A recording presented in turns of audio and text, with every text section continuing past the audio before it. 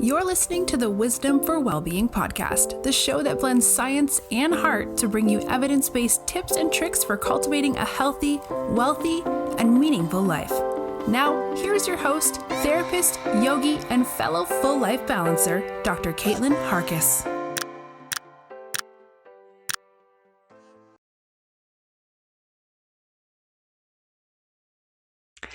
Hi there.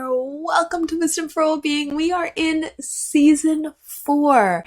I cast my mind back to when this podcast started in early 2020. We had not heard of, we might have heard little bits of COVID-19, for instance, at that point, but we certainly were not in the midst of a pandemic.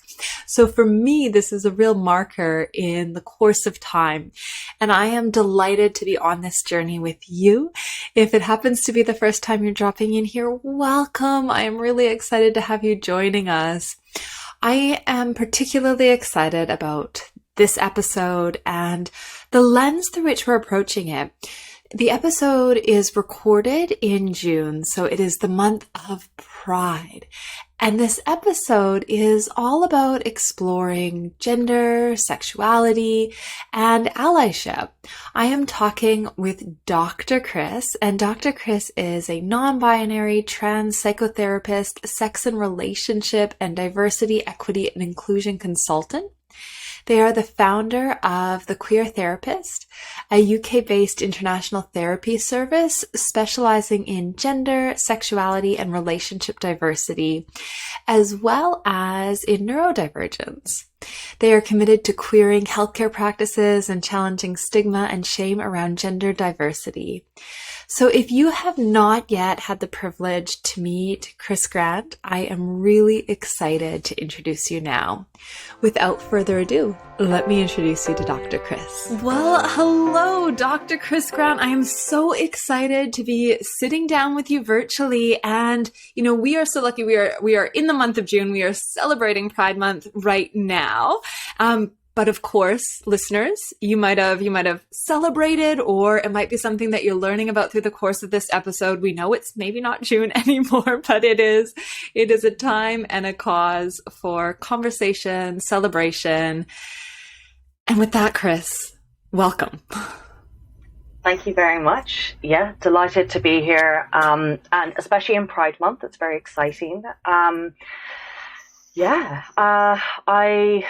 I wonder whether it's helpful to say a little bit about Pride at this stage, what it kind of means to me, or what do you think, Caitlin? Oh, I would love to get into all of that and to hear your wisdom and, you know, your sense of what Pride means. But first, Chris, would you mind actually sharing with listeners a little bit about who you are and the amazing work that you share? Because we actually connected through social media. So listeners, if you are not following Chris on social media yet, we connected on Instagram. You're at The Queer Therapist, and you share such wonderful resources. You are such, I think, an inspirational, educational person.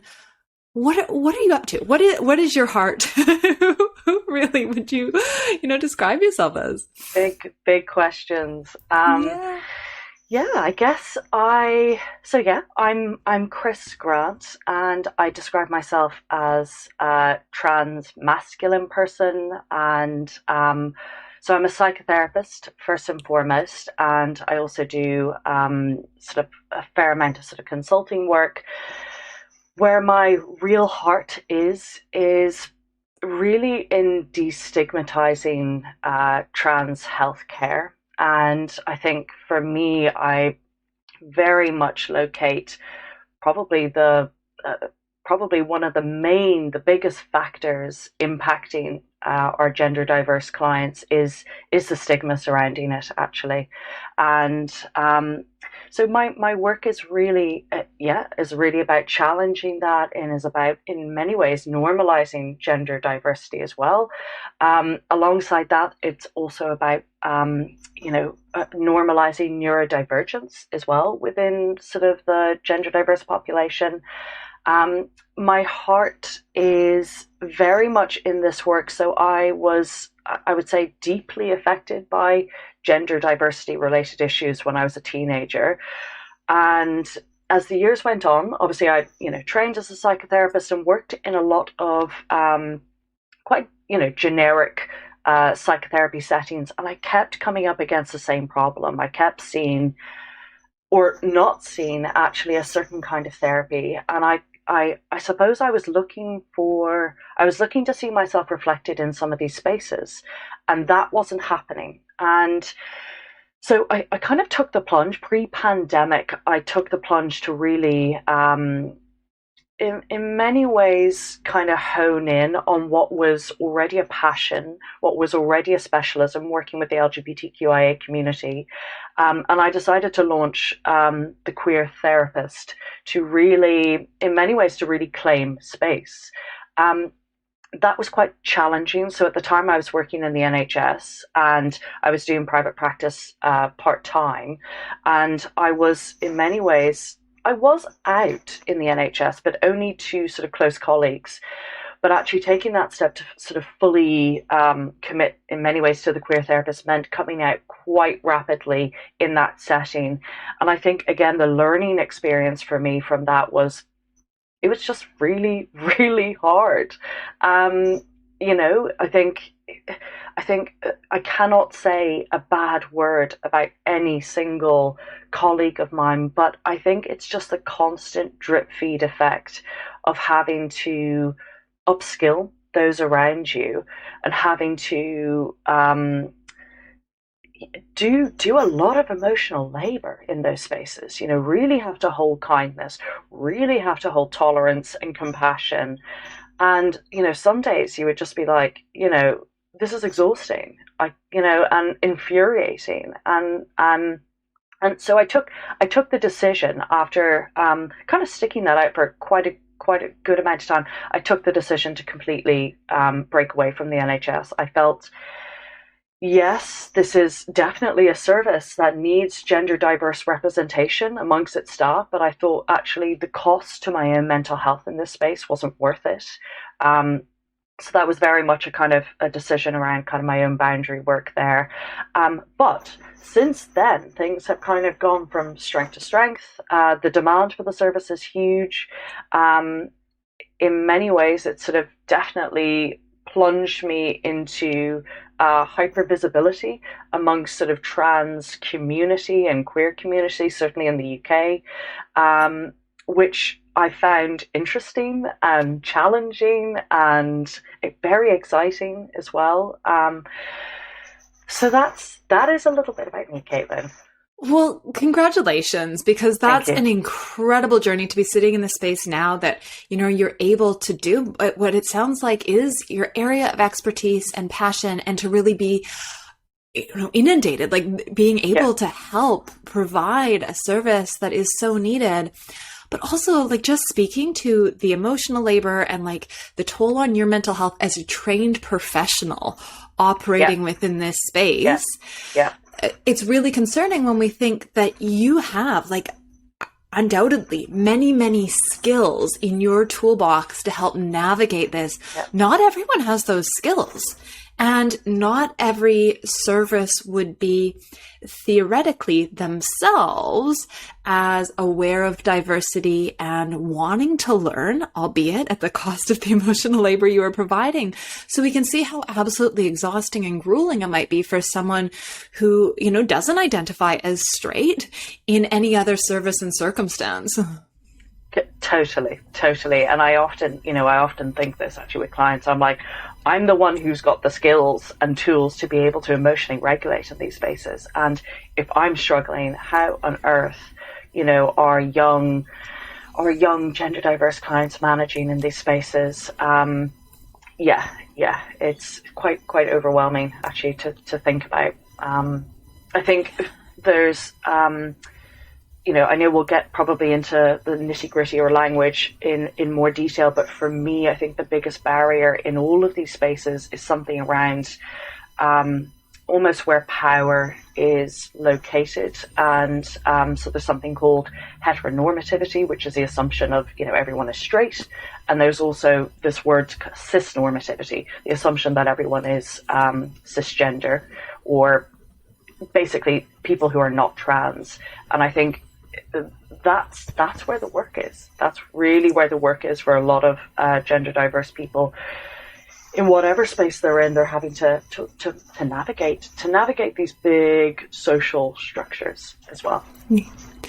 And to have these conversations, perhaps, that are, as you said, exhausting and grueling at the best of times and with the best resources. So we want to lean into then the concept of pride. Like, I want to come back and unpack gender and sexuality, but first, like, for a little bit of a sparkle of delight, could you share with us what Pride Month is? And for everyone who, is coming out of the month of June, what you will be looking forward to next year? For me, Pride Month has really kind of changed its meaning over the years. I think, whereas maybe when I was younger, I saw Pride as, it's still very much, I still very much see it as a celebration, but for me, there's something about Pride is about taking stock and reflecting on where we're at, and also looking at kind of self-care as well. So I'm actually going to a retreat later this month, something that I would have never ever done in the past during Pride Month. I've usually just there's so many events on, there's so many kind of work-related gigs on. You would usually exhaust yourself doing those things. But this month, I think it's very much about reflection, stepping back, seeing, I think, where we're at. I think around the world, and particularly in the UK and maybe across the States as well, there's been a lot of political sort of upswing related to I think LGBTQIA rights and things like that. So for me, Pride Month this year is very much about sitting with some of that and thinking about, okay, what is the next year? What kind of campaigning does next year need? What kind of educational resources do we need to be putting out there for people? There's higher rates of, since the sort of upswing of homophobia and transphobia across the media, there has been increased rates of homophobic, transphobic attacks as well. So the community is feeling it, and so for me, it's about looking at the next year and kind of saying, right, we need to support. We need to really dig down. The work is not over yet. We've still got a lot of work to do, but we also need to be able to take stock and celebrate how far we've got. Again, if we look at the bigger picture, I think the fact that gender diversity is becoming such a, I'm not going to say mainstream, but it's definitely becoming more normalized. That's a big deal. That's a massive deal, and absolutely needs to be celebrated. So it's not all party. Some of it is a reflection and taking stock. But I think that this shows, doesn't it, that, the way individuals might move into a month of Pride can be different. It sounds like you've gone through your own journey as to how you might celebrate and acknowledge, but also really reflect on where things are at and forecast and plan. And we were just talking before we hit record as well that, in the ideal world, it's not just the month of June, right? We are leaning towards every month. So when you are listening to this now, listeners, whatever month it is, kind of go, okay, this is a conversation that is important. This is an area where we all need to work together to figure out what do we do in the year ahead to ensure that we're, I guess, leaning into a world that is inclusive, where we're all celebrated. Absolutely. And I think there are a lot more sort of conversations about, just normalizing these things across the year.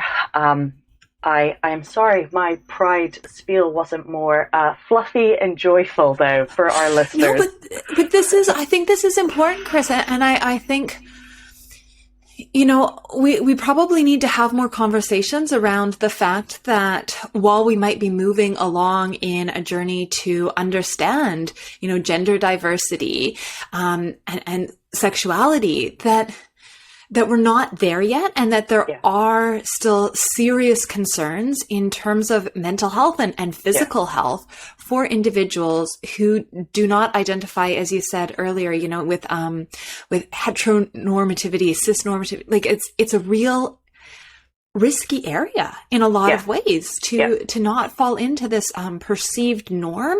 And I think that's really important to acknowledge as well, that it's not fluffy. It's not just the rainbows and the parties, and there's serious work to be done.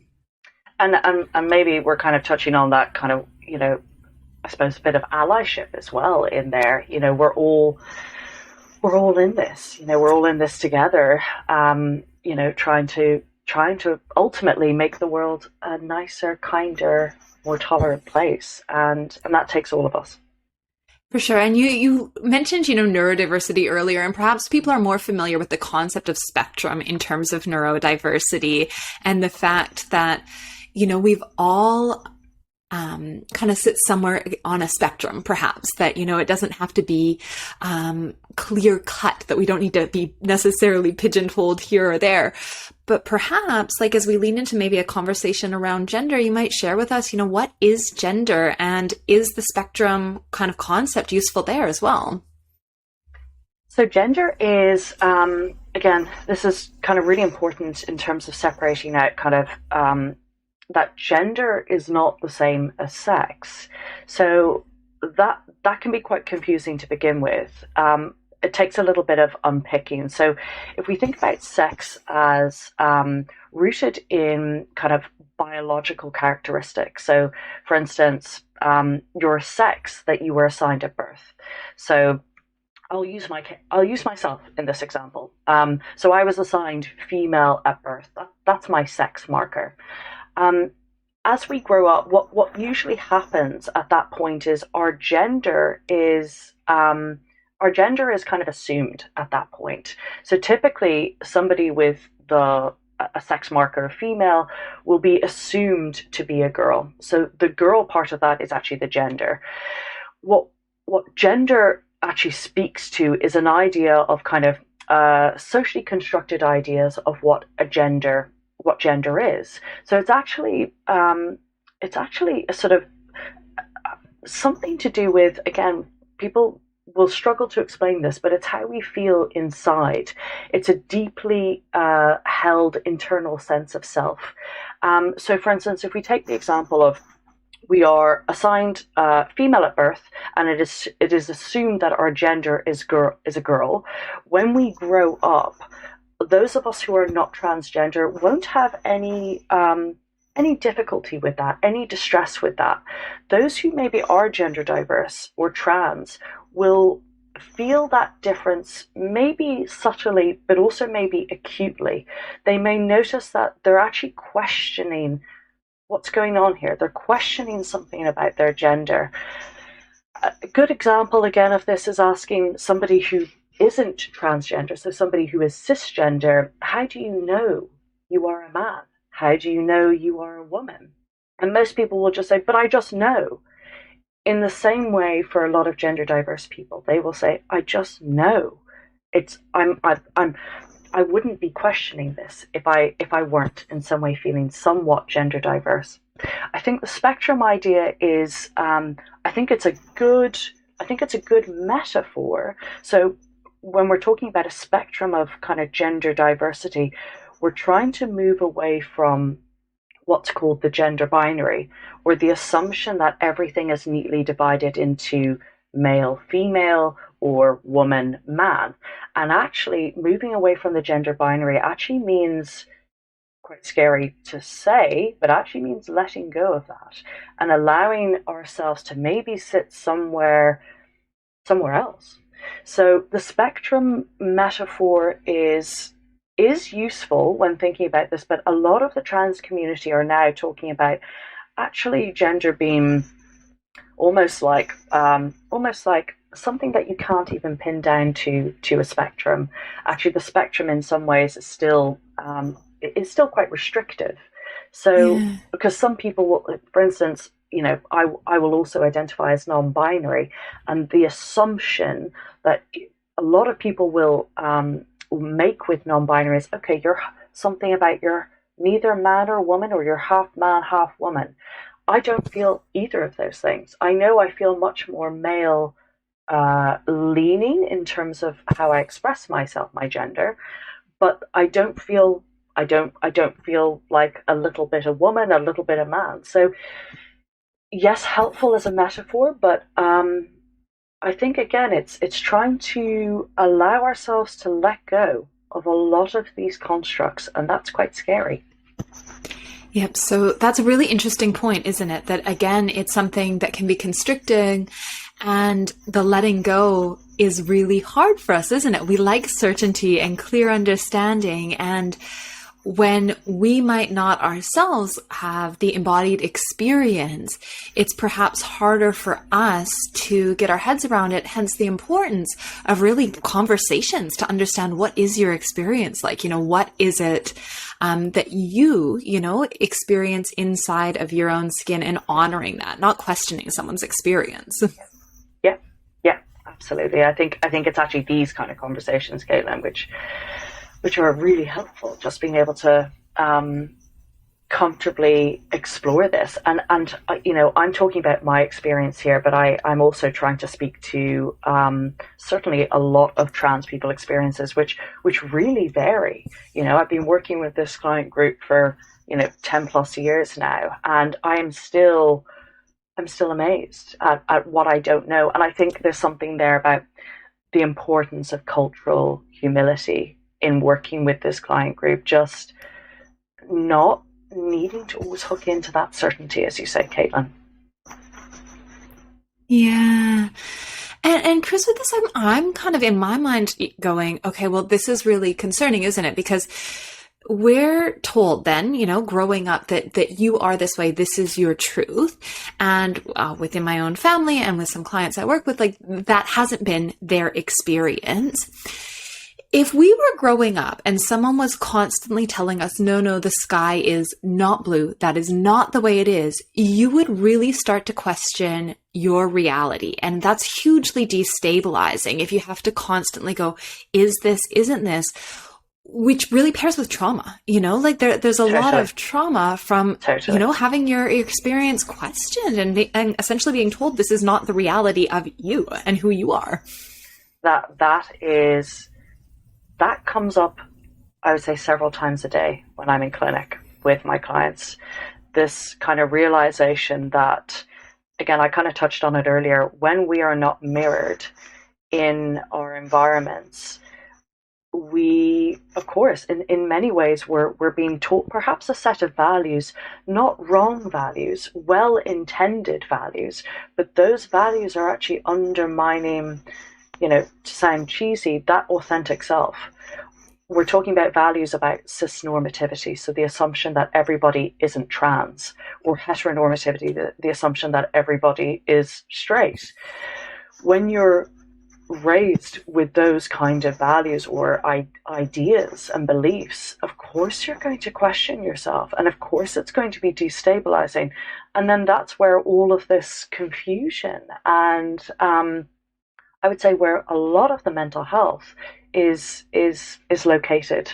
And again, it's very much trying to move away from this is that mental health in some ways is situated in the individual, rather than actually mental health being situated in maybe systemic or societal frameworks that aren't serving this individual. So I feel that on a daily basis, but because I have that awareness, I'm able to separate it out and say, right, that's mine, and this is what's been imposed on me.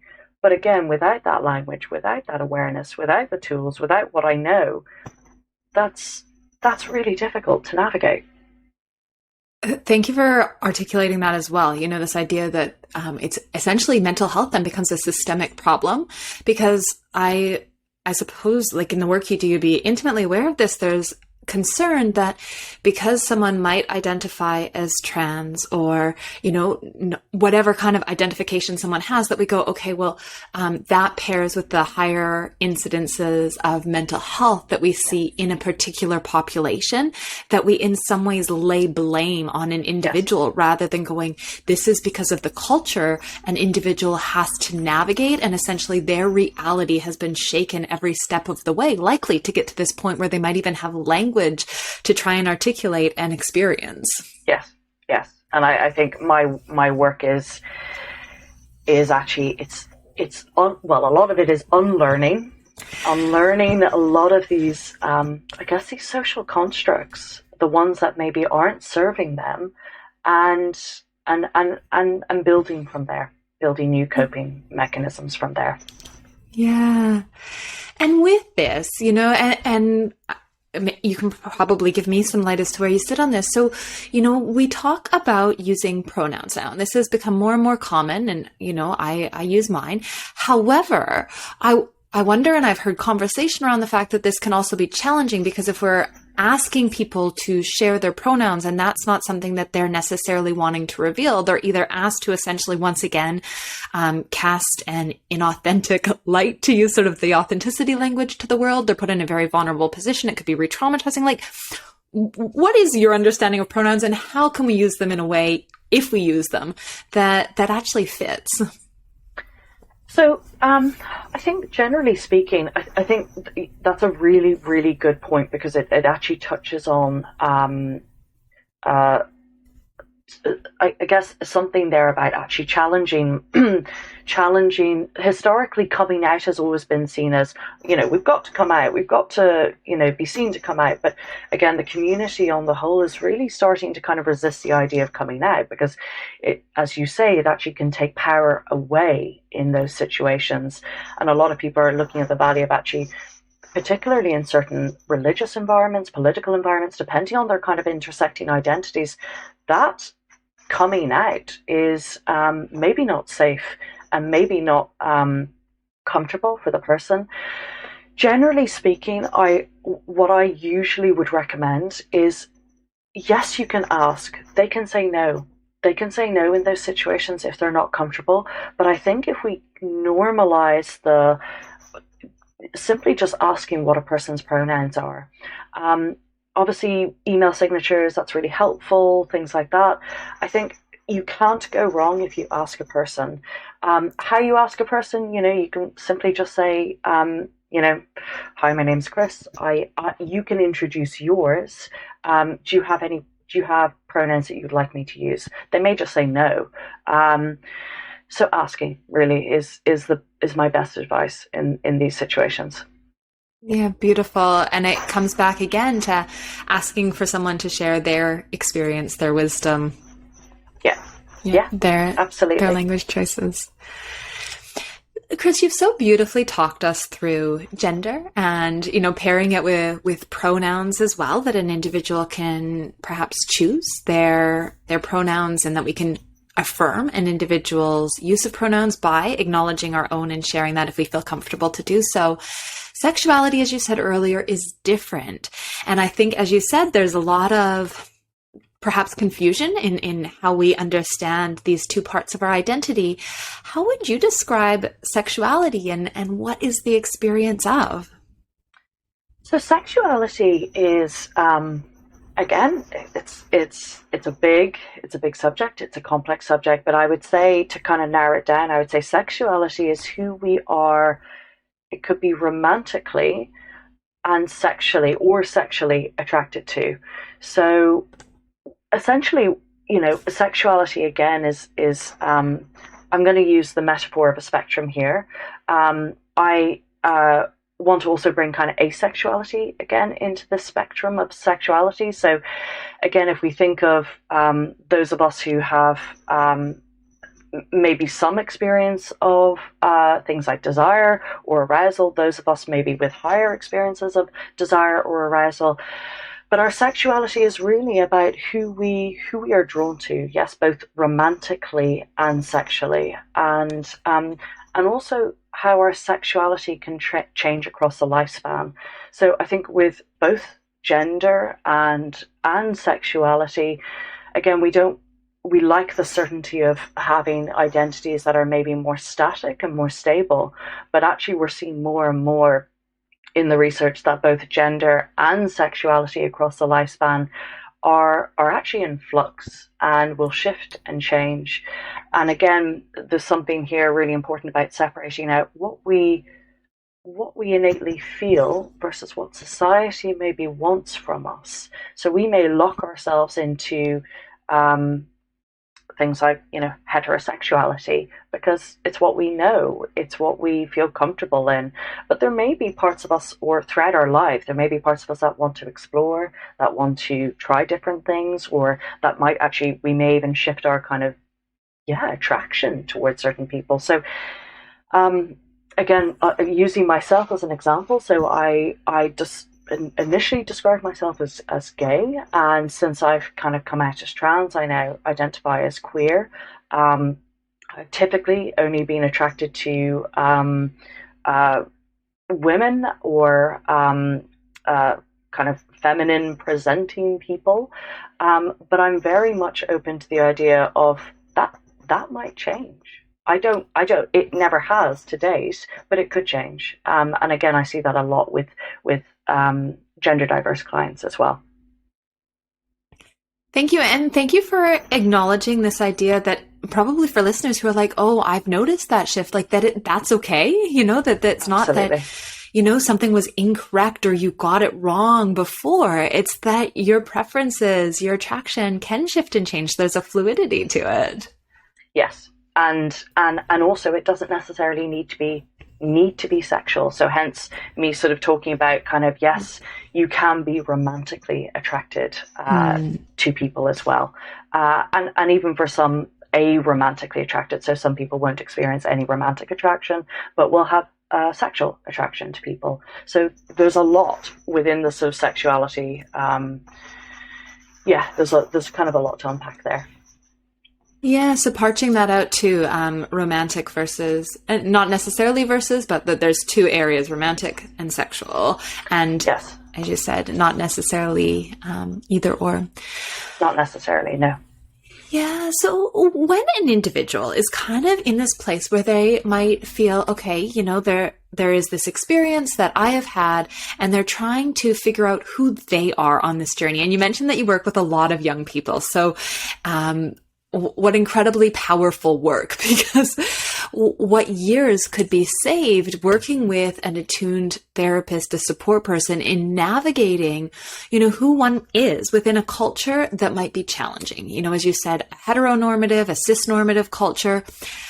How can someone lean into figuring out all of these various components from, their sense of self? Because there's a lot, isn't there? We've only got a brief time together, and I imagine in sessions you spend many, many hours working with individuals. Could you give some tips for individuals searching and kind of trying to capture? Yeah, absolutely. There is a lot, and certainly what I see with clients when they first enter session is almost terror.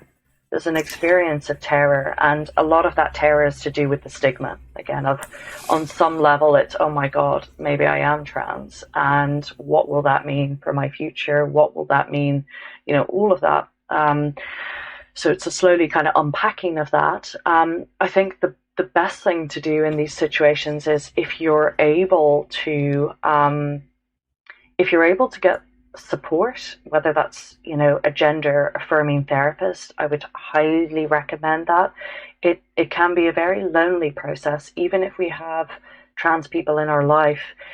The kind of gender journey is, a lot of people will be at varying points on their gender journey, and there tends to be a lot of feelings of loss and grief, and that can bring up a lot for different people. So I would say therapy alongside that, it would be hugely important. If you're in a challenging environment where therapy isn't possible, but you still have all of these questions, or maybe don't even have access to kind of queer spaces, I think online spaces in particular are really a godsend for the queer community in general. I see the queer community really thriving in online spaces, and I think for gender diverse people, whether young or whatever age, I think being able to tap into gender diverse spaces, whether it's on Instagram or TikTok or maybe gaming or something like that. Again, it's a slowly normalizing of these experiences and having exposure to other people with maybe similar experiences, but also different gender experiences as well. If you are in the position where you are able to access like queer organizations, I would really do that. So my practice has very much shifted from yes, working individually, and that's not to discount the importance of working individually, but for me, I see the most mental health healing in community and what community offers. So I do gender therapy groups as well to connect a lot of people together. A lot of people will have similar issues, but a lot of people will also feel isolated and want to meet other trans or gender diverse people. If you have the opportunity of building community, I would highly recommend doing that. And again, it's just a reminder that if you're gender diverse, again, if you're cisgender, there are cisgender people likely to be everywhere around you. When you're gender diverse, you don't have that privilege, and it is powerful when gender diverse people are together and where you see they're not having to upskill or explain or where they can actually just feel a little bit more regulated in their nervous systems. So community is a big one. Contacting your local organizations, getting into online gender spaces. If you're scared to reach out to these spaces, I would say that's really normal, and everyone's going to feel probably a little bit terrified about accessing these spaces. So I'd really recommend even contacting, if there's a facilitator or a point of contact, just to say, I'm not feeling comfortable. Is there any way we can meet beforehand? It's okay to be vulnerable in these situations. Thank you. That is so powerful. Such an important point around the privilege that exists when someone can say, oh, cisnormality essentially in our day-to-day general communities, until one actually makes the steps to access a space like you've created, Chris. How incredibly powerful to go into a space and to be safe in a community where individuals are navigating different journeys and stories, but there's a shared understanding and clear acceptance. Yes. And again, I think this is a community which is, I think, so affected by the perception of their identity, so rejection in there. So why it's all the more important to have that accepting space as well. Yeah. And in the context of, certainly here in Adelaide, there are a number of groups where community do come together, that are accepting. But what I'm kind of gathering is that you facilitate this group as a therapeutic group, and kind of having spoken to, the likely trauma, the grieving process that an individual might experience, like there's benefits to both potentially for an individual, perhaps a more formalized sort of therapy group, as well as a community group that might be less formalized. Is that an accurate take? Yes, absolutely. Yeah. Yeah. So then, in kind of understanding a little bit more, how can individuals show up as allies? Like, how can we essentially support individuals who are navigating a terrain where it is fraught with, as you sort of alluded to and directly stated, stigma and trauma, and a system where an individual is doing the emotional labor to teach those of us who are so privileged in terms of, gender identity kind of being within a norm. How do we show up as allies? Like, what can we be doing, Chris, that does make us more effective so that our family, our friends, our beings in community are not so exhausted and so vulnerable from doing this journey alone? It's a great question, and I think there's something here about what can we do on the kind of micro level, what can we do on the macro level as well. I think on the micro level, if we have, we all have power. We all have power in our roles, in our jobs, in our lives, and there is enormous power in in even just asking questions, a question like, how are you? How are you doing? Or things might be difficult for you at the moment. Or I think there's something here about really the importance of being compassionate, being curious, remaining kind of open-minded. We can all do that on a micro level. I think, again, if we're in our workplace and we're kind of aware of, gosh, what would it be like to sit in this meeting as somebody that maybe doesn't have this privilege that I have? What would they be hearing? Are there things that we can do in our policies? Do our questionnaires account, do our intake forms account for these people? So kind of having a little bit of a sort of outside lens on things, and being brave to kind of speak up on behalf of that community as well. On a macro level, there's a lot of things, that we can do. We can be, we can help with sort of political change. We can write to our MPs, our political leaders. We can, we can even show up to these sort of LGBT organizations and say, look, can I volunteer? Can I do anything here? I think, really it's, again, I touched on it earlier. There's something here about recognizing our power and our privilege. So a lot of us, I have, it's interesting, even as a trans person, I also hold a lot of power. I've been third level educated. I'm white. I'm English speaking. I'm in a salaried job. All of these things mean that I have more power to affect change than maybe somebody else. And I think there's something here about what can we do as communities to be kinder, and that's a big factor. The other thing I was going to touch on is kind of meaningful platforming as well. So yes, Pride Month, of course, is so important, but I think a lot of us are becoming more aware of this thing that's called pink washing, where we're corporate sort of rainbow capitalism, it's called, where a lot of Pride Month is being in many ways, there's sort of a lot of virtue signaling. There's a lot of kind of non-meaningful platforming of diversity to profit off our community. So I think, again, the queer community are very acutely aware of this issue. And I think, again, where there is meaningful platforming, that's huge. That means the world. The key thing to note is there's something about creating a sort of tipping point here. So you only need 25% of a population to create a tipping point. And that tipping point, I think, means increased tolerance, increased openness, increased kindness. And yeah, I mean, who doesn't want to live in a world with all of those things? So we can all be part of that tipping point. That's so powerful. This idea of a tipping point, and that we can help reach that we can encourage these conversations, that we can be looking around in the meetings we're attending, on the platforms that we might be connected in or have some sway over, and really consider how we kind of lean into a conversation. But as you said, really focus on compassion and kindness. Like, it sounds like that's a real guiding principle for you, Chris.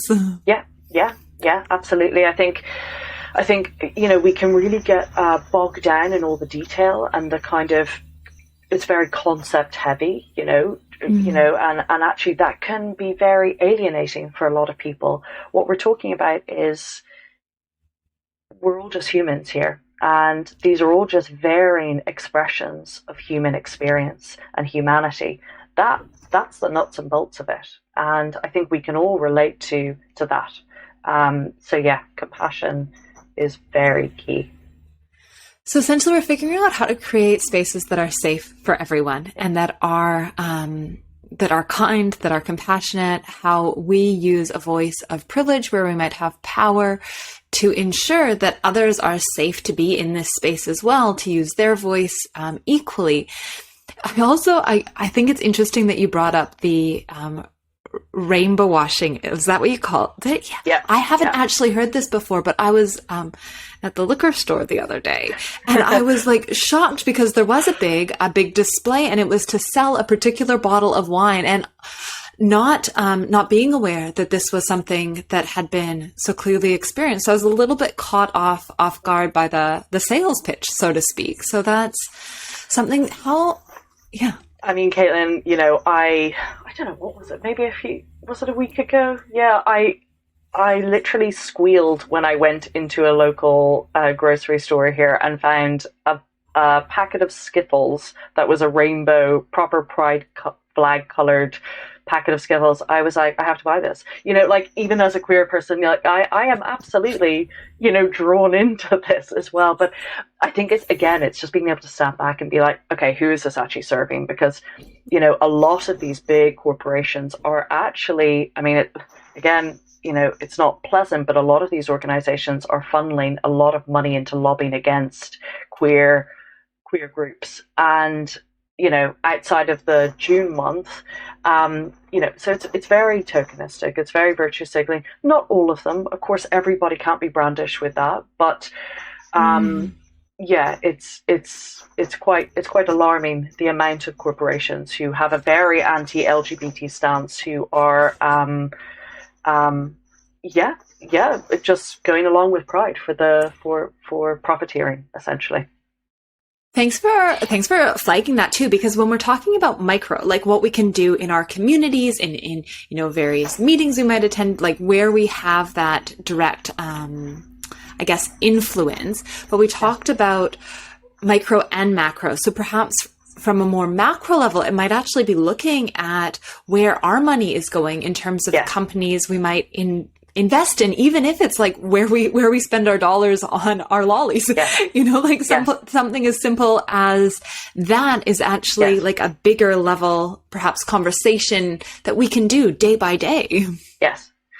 Because, you know, I always find it lovely when I see somebody maybe with a tote bag with a rainbow on it and who's clearly an ally.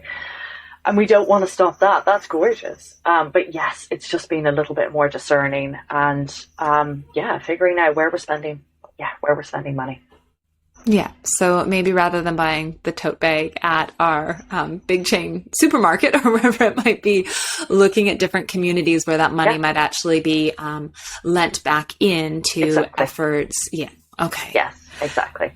The one thing that I didn't touch on, I have on my website, I say, I talk a lot about creating brave spaces. So I think, you know, we talk a lot about creating safe spaces, but I think particularly with this community, it's really important, yes, as clinicians, but also as allies, to be able to create brave spaces. So a lot of us are scared to get things wrong, to make mistakes. And I think that's where it's really important to sort of say, be brave, ask those questions. I think certainly with, I would say, the majority of my clients, including myself in this, when people are curious, even if they make mistakes, it is so humbling. It is so lovely to see. So again, that the importance of, I think, there, just saying it's okay to get it wrong. You don't need to get it right. We're all learning, including, you know, trans people here as well, where language is ever shifting, ever changing. So yeah, be brave as well. What a beautiful note to tie it together, that we can lean into creating brave spaces. We can use kindness, compassion to be those guiding principles, those beacons in how we're showing up and ensuring everyone is more able to show up as their authentic self. As beautifully as that's put, as corny as it might sound, but as much as we want to create that beautiful space. Chris, how can people work with you? How can people connect with you? You know, where are you at? So, okay, if you want to get in touch, my website is thequeertherapist.com. Feel free just to even drop me an email, say hello.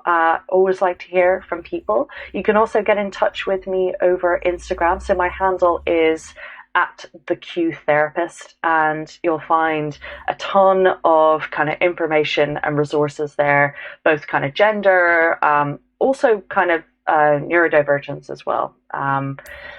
Those are the two main places.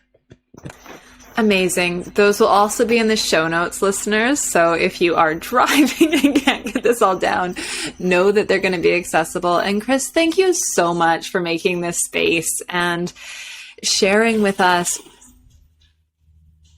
Sorry, there's a big background noise on my end. Sharing with us your incredible wisdom and sharing with us your time today. It's been an absolute pleasure, Caitlin. Thank you so much for having me. And yeah, I hope your listeners get something out of it. Yes, and I hope that we can all lean into, a future where maybe it's not just 1 month of Pride of Rainbows. Happy Pride either way. Wow, right? Doesn't Chris cultivate such a compassionate, kind, and as they say, a really brave space for us to lean into these conversations around how we do challenge and hopefully one day eradicate the stigma and the shame around gender diversity, sexuality, and relationship diversity. You might very well want to connect with Chris for further support or to see their free resourcing on social media at the Q Therapist. And of course, such wonderful offerings and services at www.thequeertherapist.com. I will link to all of this in the show notes, which you can get at drcaitlin.com/brave spaces. So that is /brave spaces, using Chris's beautiful language around what we're aspiring to. If you are on the journey of allyship, let's keep showing up imperfectly, but day by day, because if our aspiration is for all of us to be able to lean into our authentic self, to be, in alignment with who we truly are on the inside, and if we value inclusion and diversity, we need to act and to take action. So consider, what is your project for this week? What are your micro and macro actions that you can take to support gender diversity, sexuality, and relationship diversity? What can you do to lean into inclusivity? Whether this is in meetings in the boardroom, in conversations at the dinner table with your family, whether this is writing to politicians, making comment on news articles, social media releases, action is necessary, and having that permission to slip up, to make mistakes, to learn, as Chris so beautifully offered, allows us to move through a freeze response, a fear that we might do it wrong. We are all in this journey, as they so beautifully said, together. So let's do it. Let's create brave spaces in ourselves for action and in community. I wish each of you, all of you, a wonderful week ahead. Here's to queering, as Chris says, healthcare practices, but creating that space of diversity in our own lives and community. I am so excited for the journey that we have ahead. Let's take things forward rather than backwards, as Chris has kind of mentioned is happening in the world around us. Let's go forward. All of us together. Thanks for joining us this week on the Wisdom for Wellbeing podcast. Please visit drcaitlin.com to connect, find show notes, other episodes, and to subscribe. While you're at it, if you find value in the show, we'd appreciate a rating, or perhaps simply tell a friend about the show. Wisdom for Wellbeing is not a substitute for professional, individualized mental health treatment. If you are in crisis, please contact 000, your local emergency number if you are outside of Australia, or attend your local hospital ED.